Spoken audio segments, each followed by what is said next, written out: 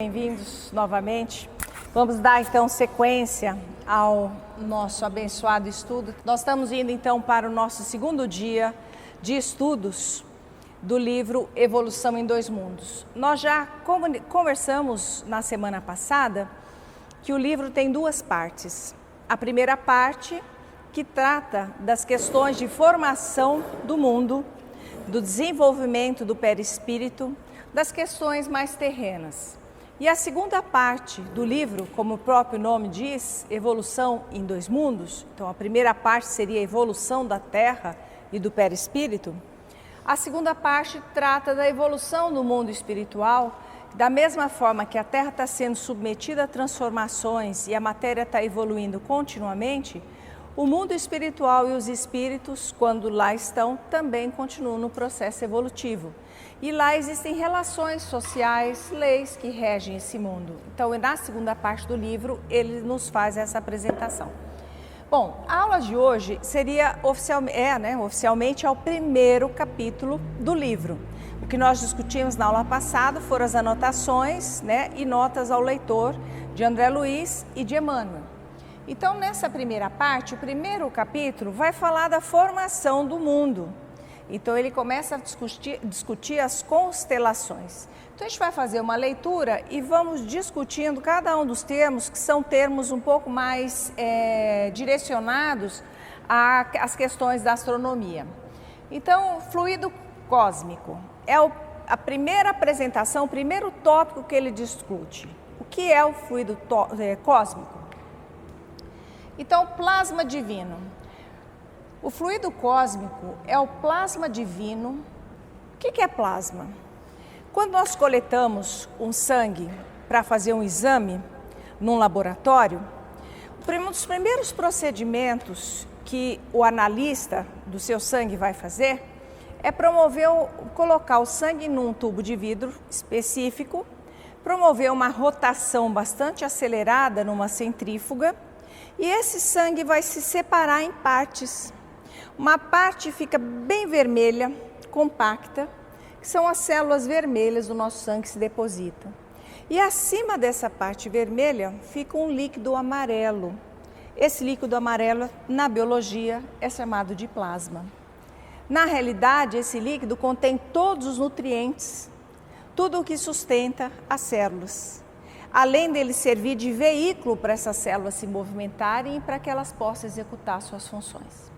Então, a terminologia que André Luiz usa, especialmente ele sendo médico, ele usa a palavra plasma divino, ou seja, aquela essência, onde tudo está mergulhado e tudo que lá está mergulhado se nutre desse líquido, desse banho ou desse fluido. Então, o fluido cósmico é o plasma divino, hausto do Criador. O que significa a palavra hausto? Toda vez que é o hausto, é quando eu inspiro e expiro profundamente.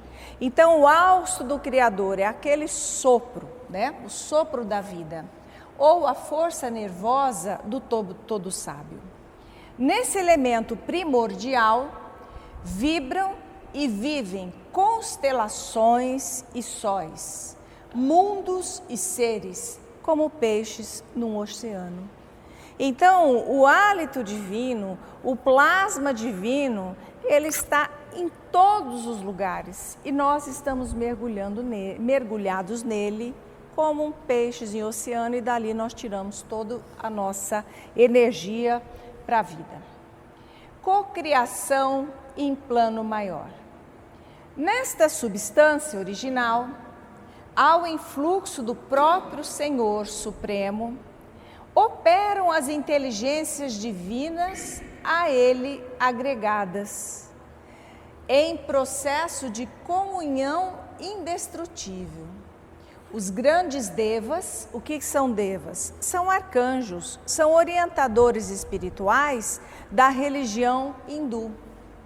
Da teologia hindu, ou os arcanjos da interpretação de variados templos religiosos, extraindo desse hálito espiritual os celeiros da energia com que constroem os sistemas da imensidade, em serviço de cocriação em plano maior, de conformidade com os desígnios do Todo-Poderoso, que faz deles agentes orientadores da criação excelsa.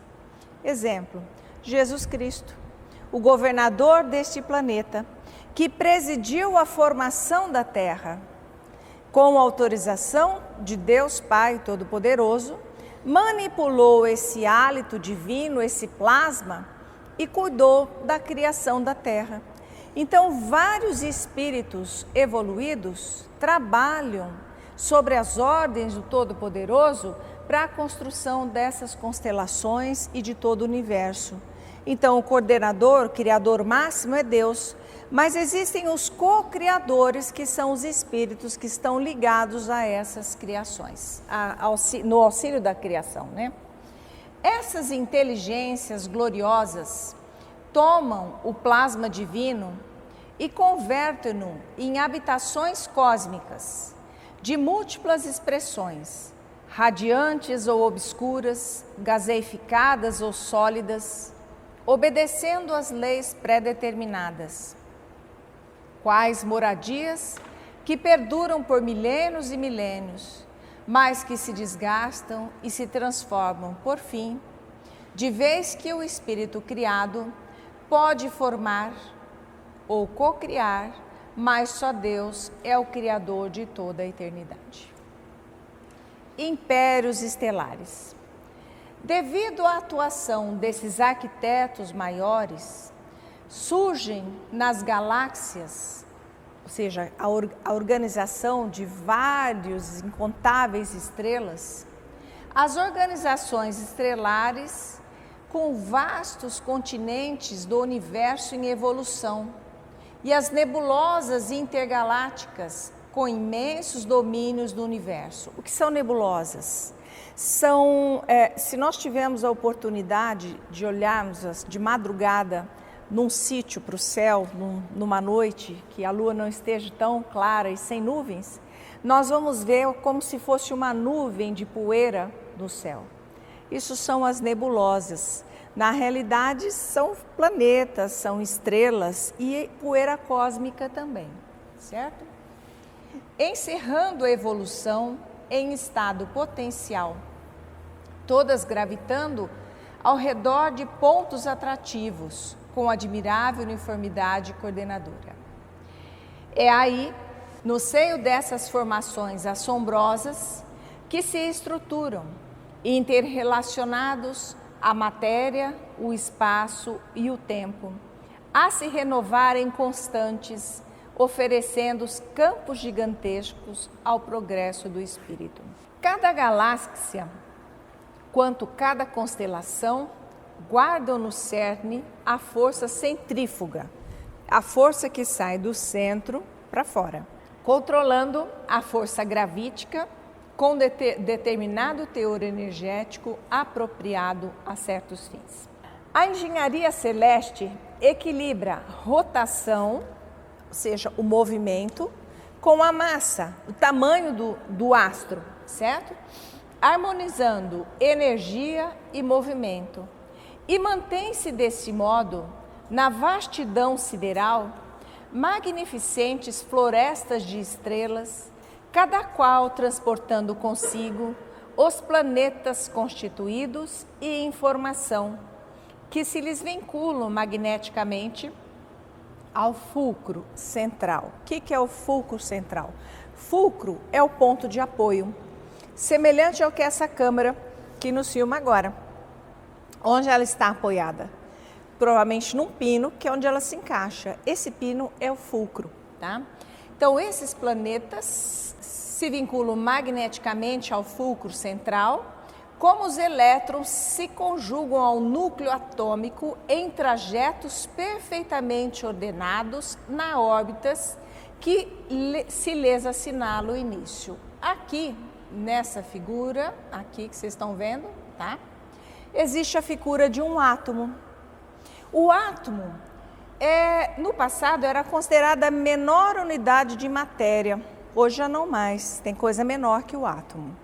Mas nós vamos observar que o átomo, ele tem na sua estrutura o que nós chamamos de prótons, que são partículas que carregam cargas positivas.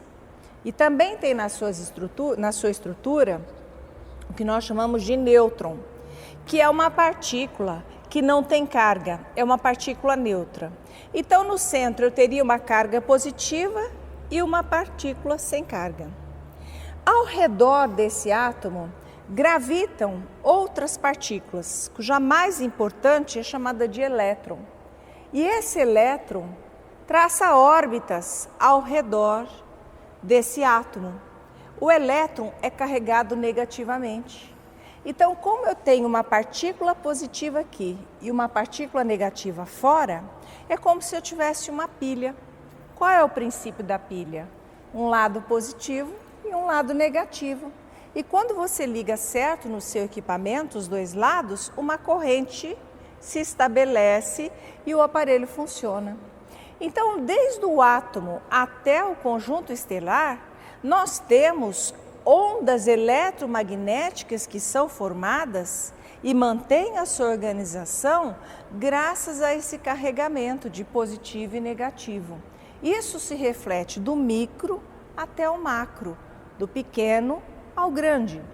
Então nós temos aí a órbita, aqui representado nessa figura, aqui, a órbita que o elétron faz. Se nós observarmos, se assemelha muito a uma imagem de uma constelação com seus planetas girando ao redor de um eixo central, que no caso seria o núcleo atômico. Olha aqui, nós temos uma galáxia representada nessa figura, o seu fulcro, o seu eixo central aqui e ao redor as outras estrelas gravitando, mantendo a sua órbita. A nossa galáxia é o que nos interessa agora. Para identificarmos de algum modo a grandeza inconcebível da criação, comparemos a nossa galáxia à grande cidade perdida em incontáveis grandes cidades de um país cuja extensão não conseguimos prever. Tomando o Sol e os mundos nossos vizinhos como apartamentos de um nosso edifício, reconheceremos que em derredor repontam outros edifícios em todas as direções. Só para vocês terem uma noção, aqui nós temos a Via Láctea, tá? Aqui está o sistema solar. Nós estamos aqui, dentro do sistema, exatamente nesse pontinho, com todos os planetas que compõem o nosso sistema. E aqui nós temos todos os outros edifícios, certo? E nós temos aqui dentro do sistema vários apartamentos. Um deles é a Terra, outro é Júpiter, outro é Netuno, outro é Saturno. Então, nós reconhecemos que existem edifícios em todas as direções. E no caso aqui, uma foto antiga do sistema solar, mostrando somente algum dos seus planetas. Bem, e aí, assentando instrumentos de longo alcance da nossa sala de estudo, perceberemos que a nossa casa não é a mais humilde, não é a mais feia. O planeta Terra não é o mais feio, tá? Mas que inúmeras outras lhe superam as expressões de magnitude e beleza. Então tem lugar mais bonito que o nosso e muito mais bonito.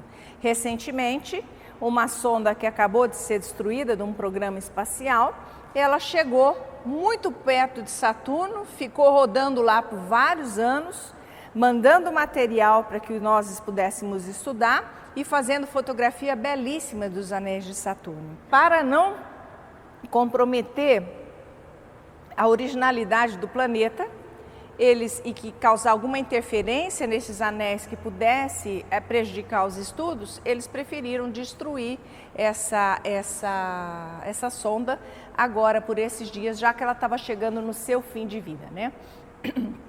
Aprendemos que além de nossa edificação, salientam-se palácios e arranha-céus, como Betelgeuse, no distrito de Órion. Distrito de Órion corresponde às Três Marias. Ele inclui as Três Marias. Depois a gente vai ver uma figura. Canopus, na região do navio. Arcturus, no conjunto do boeiro, que é uma constelação que você consegue ver lá no norte do nosso globo, né, mais boreal. Antares, no centro de Escorpião. E outras muitas residências senhoriais, imponentes e belas, exibindo uma glória perante a qual todos os nossos valores se apagariam. Então vamos ver isso tudo que ele está falando? A tal da Betelgeuse, certo? As Três Marias aqui. Esse traçado de constelações, né, representa Órion. Este é o cinturão de Órion, correspondendo ao que nós chamamos de Três Marias. E essa é a estrela que ele cita. Ainda, nós temos aqui a constelação do cocheiro. As constelações recebem essas denominações pelo formato que elas apresentam no céu. E nessa constelação de cocheiro se localiza um planeta muito conhecido nosso, Capela. Quem já ouviu falar em Capela? Os exilados de Capela vieram de lá para cá, né? Foram espíritos, para quem não conhece a história, foram espíritos que não acompanharam a evolução do planeta e eles foram exilados do planeta por um determinado tempo e foram destinados a um planeta não tão belo quanto deles. Foram por uma moradia inferior, um pouquinho mais feia, que era a nossa morada no início dos tempos, uma terra bastante primitiva. E eles vieram trazer a sua tecnologia. Os egípcios são exemplos desses povos que vieram, trouxeram a sua tecnologia. No livro A Caminho da Luz, eles ressaltam que já não tem mais ninguém de Capela encarnado na Terra. Então eles já conquistaram a evolução que eles precisavam para voltar e matar a saudade daqueles que ficaram por lá. Ainda temos o Escorpião, né, a constelação de Escorpião, e ele mostra que Antares, que é a principal estrela mais brilhante da constelação, e para quem gosta é possível observar essas constelações. Por vários processos ópticos, verificamos que a nossa cidade apresenta uma forma espiralada, ou seja, parecendo uma mola, e que a onda de rádio, ou seja, a onda que vai transmitir uma informação, avançando com a velocidade da luz. Qual é a velocidade da luz? Só se acender, botou a mão no botão e rapidamente todo esse salão está aceso. Então, se essa onda de rádio, que é uma onda mais lenta, o som, ele é mais lento que a luz. Como é que nós sabemos disso? Quando tem um clarão no céu de um raio, primeiro tem o clarão, a luz, depois é que chega o som, daí um pouquinho, brum, né? O cabrum. Então a onda, ela é mais lenta, a onda de rádio é mais lenta que a luz. E a gente observa então que avançando com a velocidade da luz, gasta 1000 séculos terrenos para percorrer o diâmetro. Então se eu sair com a velocidade da luz de um ponto a outro na galáxia, eu vou gastar 1000 séculos. Jesus passou pelo mundo há quantos séculos? 20 séculos? 2000 anos? Certo? Nós vamos gastar 1000 séculos para percorrer, se eu estiver correndo na velocidade da luz, de uma ponta a outra da nossa galáxia, que é uma entre mais de 200 milhões de galáxias. Imagina a extensão da criação. Nela surpreenderemos milhões de lares nas mais diversas dimensões e feitios, instituídos de há muito, recém-organizados, envelhecidos ou em via de instalação, nos quais a vida e a experiência enxameiam vitoriosas. Ou seja, tem planeta que está morrendo, tem planeta que está sendo criado, Tem constelação que está começando. A criação é contínua. A cocriação também. E há muitas moradas na casa de meu pai, já dizia Jesus. Exatamente isso. Forças atômicas. Toda essa riqueza de plasmagem nas linhas da criação ergue-se à base de corpúsculos sob irradiações da mente. Então, novamente, a mente criando. E o que são corpúsculos? São pequenas estruturas, ou seja, corpos muito pequenos, criados a partir do pensamento dessas entidades, desses espíritos que estão trabalhando junto com Deus para fazer a criação do universo. Irradiações que no estado atual dos nossos conhecimentos, embora estejamos fora do plano físico, isso é André Luiz colocando, não podemos definir em sua multiplicidade e configuração, porquanto a morte apenas dilata as nossas concepções e nos aclara a introspecção, iluminando o senso moral, sem resolver de maneira absoluta os problemas que o universo nos propõe a cada passo, com seus espetáculos de grandeza. Bom, ele está dizendo o seguinte, que quando a gente desencarna, a gente não fica mágico e que vai saber todos os mistérios do universo. Ou seja, a espiritualidade ainda tem dificuldade para desvendar os mistérios do universo. E esses mistérios serão desvendados à medida que nós formos evoluindo, à medida que os próprios espíritos forem evoluindo. Então, nós estamos bem atrasados em relação ao que eles estão lá, mas eles também estão conquistando a sua evolução gradativamente. Sob a orientação das inteligências superiores, congregam-se os átomos em colmeias. Então, o que é o átomo? É aquela unidade básica que forma todo tipo de matéria. Congregam-se os átomos em colmeias imensas e sob a pressão espiritualmente dirigida de ondas eletromagnéticas, são controladamente reduzidas às áreas espaciais intraatômicas, sem perda de movimento. Então, imagine o seguinte, eu tenho átomo aqui, átomo aqui. O que vai acontecer? Eu tenho um ajuste do interior do átomo, a redução dos seus espaços, e eu vou condensando e criando as diferentes formas de matéria. Para que se transforme em uma massa nuclear adensada, de que se esculpem os planetas, em cujo seio as mônadas celestes encontrarão adequado berço ao desenvolvimento. O que será que é a mônada? A mônada é o primeiro ser de origem celeste. Essa mônada é espalhada pelos planetas na sua formação. E essa mônada vai se desenvolvendo à medida que o planeta vai se desenvolvendo. Ela acompanha o desenvolvimento do planeta. E aí nós vamos tendo a criação de novos espíritos. Semelhante a uma semente de um carvalho, que contém ali dentro toda a genética daquela grande árvore. Mas que você olhar, você não dá nada por ela, você nem imagina o que ela vai ser. No entanto, você pega essa mônada do carvalho, vamos usar essa expressão, planta, cuida e no devido tempo germina, se forma frondosa e transforma-se numa grande árvore. É mais ou menos esse o princípio da criação do espírito.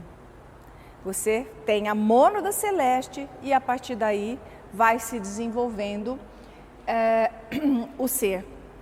Por isso que nós todos somos criados simples e ignorantes, porém todos somos destinados ao mesmo fim. Está inserido em nós esse fim.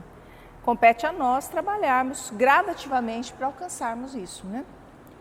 Semelhantes mundos servem à finalidade a que se destinam, por longas eras consagradas à evolução do espírito, até que, pela sobrepressão sistemática, sofram o colapso atômico, pelo qual se transmutam em astros cadaverizados. A Terra vai acabar? Parecia que ia ser a semana passada, né? Cancelaram, mudaram de ideia. Não acabou a semana passada a Terra. Mas falam que daqui bilhões de anos a Terra vai se apagar, vai se acabar. Até lá, queremos estar fora daqui, né? Essas esferas mortas, contudo, volvem às novas diretrizes dos agentes divinos, que se dispõem sobre a desintegração dos materiais de superfície, dando ensejo a que os elementos comprimidos se libertem através de explosão ordenada, surgindo novo acervo corpuscular para a reconstrução de moradias celestes, nas quais a obra de Deus se estende e perpetua em sua glória criativa. Isso André Luiz falava antes de surgir a teoria do Big Bang. O que é a teoria do Big Bang? Num determinado momento houve uma explosão e aí começou a formação do universo. Então ele diz que os astros, quando eles perdem a sua vitalidade, como é que eles ganharam essa vitalidade? Condensação dos espaços entre os átomos que foram se agregando e formando a matéria. À medida que o astro termina o seu tempo, ele explode. Por que ele explode? Porque os espaços são agregados novamente no átomo.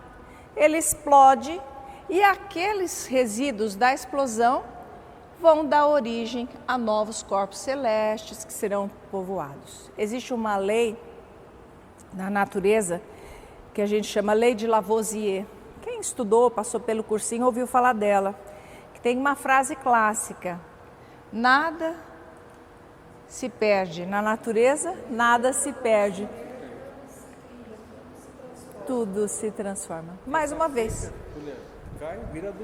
Exatamente, tudo se transforma. Então, é exatamente o que acontece. Nada se perde, tá? Temos, começando aí, os mundos, luz e calor, né? Os mundos ou campos de desenvolvimento da alma, com as suas diversas faixas de matéria, em variada expressão vibratória, ao influxo ainda dos tutores espirituais, são acalentados por irradiações luminosas e caloríficas, sem nos referirmos às forças de outra espécie que são arrojadas do espaço cósmico sobre a Terra e o homem, garantindo-lhes a estabilidade e a existência. Parece até que ele está descrevendo São José do Rio Preto no dia de hoje. Tem luminosidade e calor, né? Então ele aquece os mundos com luminosidade e calor. Então a gente tem luz, tem calor. Mas tem outras energias, outras forças, espécies de forças que são arrojadas do espaço cósmico, que a gente não conhece, mas que chega até nós. Tá?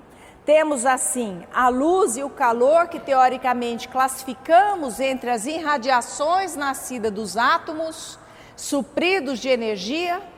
São esses que, excitados na íntima estrutura, despendem ondas eletromagnéticas da forma como eu já expliquei para vocês, por conta das cargas que eles apresentam. Todavia, não obstante, tatearmos com relativa segurança as realidades da matéria, definindo a natureza corpuscular do calor e da luz, e embora saibamos que outras oscilações eletromagnéticas se associam, insuspeitadas por nós, na vastidão universal, aquém do infravermelho e além do ultravioleta, completamente fora da zona das nossas percepções, confessamos com humildade que não sabemos ainda, principalmente no que se refere à elaboração da luz, qual seja a força que provoca a agitação inteligente do átomo, compelindo-os a produzirem radiações capazes de lançar ondas no universo com a velocidade de 300 km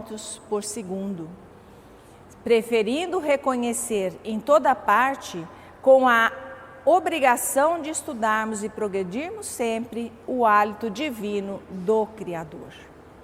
Então, ele não sabe qual é a origem da luz. Ele não ainda tem conhecimento para isso, para nos explicar isso. Talvez até não possa nos explicar pelo estágio que nós estamos. Mas que ondas eletromagnéticas, oscilações insuspeitadas, que vão além do nosso espectro visível, existem e chegam até nós. E isso é tão nítido dentro de uma sala de cura, que com a imposição de mãos, o indivíduo chega lá e diz: olha, sarei do meu tumor, estou muito melhor, melhorei. Uma acabou de dizer hoje para mim que recuperou parte da visão. Então a gente tem aqueles fenômenos que a ciência ainda não consegue explicar. E por que não consegue? Porque as ferramentas que estão desenvolvidas na face da Terra ainda não têm potência, não têm habilidade de compreender, de analisar fenômenos que ainda são inexplicáveis pela ciência. Como vocês, só um exemplo prático, dá um pause aí, Gilvan. Um exemplo prático na vida da gente. E na década de 70, era proibido comer ovo. Ninguém podia comer ovo, e eu sou dessa década. A gente sabia que não podia comer ovo, que era perigoso. Mas hoje a gente tem que comer 2 por dia. Aí fala, gente, não podia comer carne com gordura, hoje pode comer. Não podia comer manteiga com pão, né? Aí hoje pode comer. Por quê? O que mudou? A ciência não sabe de nada? Não, ela sabe. Só que em 1970 ela tinha um tipo de ferramenta científica para analisar aquele problema que era vigente na época. Hoje as nossas ferramentas se aprimoraram demais. E eu passo a reanalisar os problemas e eu vejo por um outro lado. Porque a gente não está sabendo de tudo ainda. Mas à medida que nós vamos evoluindo e aprimorando o diagnóstico, nós conseguimos fazer descobertas que mais se aproximam da realidade. Vai subindo o véu. Então não é que a ciência não consegue, não se entende, ela se entende, só que gradativamente alguém vai descobrindo uma ferramenta melhor. E o André Luiz está dizendo o seguinte, que os espíritos ainda também estão melhorando as suas ferramentas para compreender a origem da vida e a origem do calor, por exemplo, e da luz, né? Cocriação em plano melhor. Esse tópico é extremamente importante para nós, para que a gente possa refletir que somos também co-criadores. Em análogo alicerce às inteligências humanas que ombreiam conosco, utilizam o mesmo fluido cósmico em permanente circulação no universo para a cocriação em plano menor, assimilando os corpúsculos da matéria com a energia espiritual que lhes é própria, formando assim o veículo físio-psico-somático. O que é o veículo físio-psico-somático? Não é um carro, é o nosso corpo, cuja mente é capaz de influenciar as reações do nosso corpo, em que se exprime ou cunhando as civilizações que abrangem no mundo a humanidade encarnada e a humanidade desencarnada.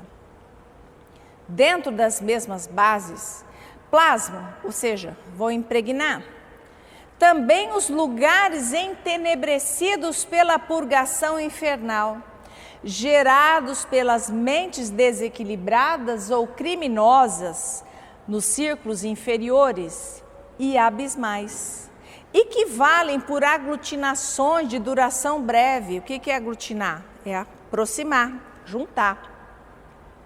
No microcosmo em que estagiam sobre o mesmo princípio de comando mental com que as inteligências maiores modelam as edificações macrocósmicas, ou seja, os planetas, que desafiam a passagem dos milênios. O que ele está dizendo aqui? Que cada um de nós cria o seu próprio inferno. O inferno não é uma região infernal. Dizer, o inferno é aqui, o inferno é ali. Não, ele muda de lugar. Nós vamos criar o nosso próprio inferno. À medida que nós desencarnamos numa aflição muito grande, ou vivemos numa aflição, a gente leva essa aflição para conosco. E automaticamente somos atraídos por aqueles espíritos que também se afligem da mesma forma que nós. E eles vão se congregando, aglutinando em determinados locais, temporários, transitórios. E à medida que nós vamos acordando para a realidade imortal do espírito, ou vamos tendo merecimento para de lá serem resgatados, nós vamos deixando essas condições. Nas obras de André Luiz, nós sempre observamos essas questões, em que o espírito está em pleno sofrimento, até um dia que ele se ajoelha e lembra-se de Jesus e pede. Naquele momento, um servidor do bem vem e faz o socorro, ou seja, ele chegou no ponto de ser socorrido. Mas antes ele precisou ter aquele amadurecimento pelo sofrimento. Então esse inferno somos nós que criamos, por isso que a gente precisa cuidar da nossa mente. O mentor mandou uma mensagem bonita, uma entidade na sala de cura, dizendo que apesar da higienização que nós temos no mundo hoje, que garante a vida em comunidade, coisa que não existia no passado, em que a gente notava a presença de pestes avassaladoras na humanidade, que muitas vezes até impediu o convívio social. Exemplo, por exemplo, Vale dos Leprosos, em que a peste não tinha como tratar, eles eram destinados a locais específicos. Os nosocômios para o tratamento de doenças específicas, o campo dos tuberculosos, os hospitais dos tuberculosos, porque não podia contaminar, da hanseníase, do fogo selvagem, eles ficavam restritos. No entanto, hoje, a asepsia desenvolvida permitiu que nós pudéssemos viver em sociedade. As vacinas impedindo a proliferação de vírus e a gente não tem mais que esconder. Todas as doenças são tratáveis e podemos conviver perfeitamente com as pessoas sem correr o risco de adquiri-las. Apesar de tudo isso, a mensagem falava, o ser humano vive com um inferno dentro de si. Ele vive atormentado. Com todo esse avanço tecnológico que nós temos, ele fica profundamente atormentado. Por quê? E a entidade amiga dizia, são vírus espirituais. Nós estamos esquecendo da nossa higienização íntima, do nosso saneamento básico interior. E isso só se dá com a renovação da mente. E à medida que a gente renova a mente, a gente liberta-se e cria novos propósitos e essa aflição vai embora, nos preparando então para escapar desse inferno, esse inferno teórico aí. Estou no segundo parágrafo.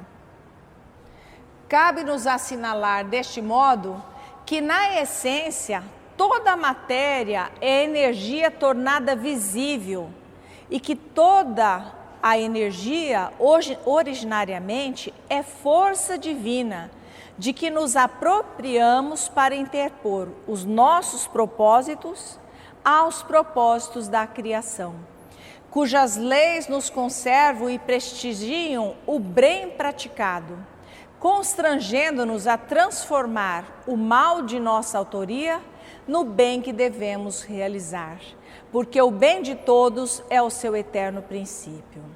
Compete-nos, pois, anotar que o fluido cósmico ou plasma divino é a força em que todos vivemos, nos ângulos variados da natureza, motivo pelo qual já se afirmou, e com toda razão, que em Deus nos movemos e existimos.